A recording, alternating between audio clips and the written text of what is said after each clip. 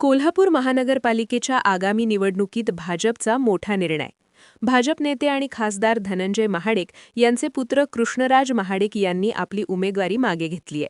प्रभाग क्रमांक 3 मधून कृष्णराज महाडिक यांनी उमेदवारी अर्ज दाखल केला होता. प्रचाराची प्राथमिक तयारीही सुरू झाली होती. मात्र पक्षातील वरिष्ठ नेत्यांशी झालेल्या चर्चेनंतर आणि महायुतीच्या जागावाटपाच्या धोरणानुसार त्यांनी निवडणूक न लढवण्याचा निर्णय घेतला.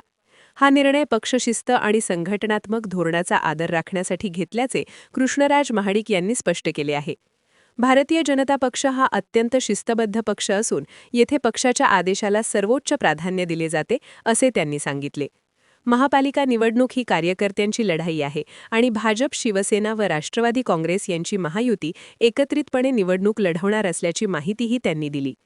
अनेक इच्छुक कार्यकर्त्यांना संधी मिळावी यासाठीच आपण माघार घेतल्याचे कृष्णराज महाडिक म्हणाले.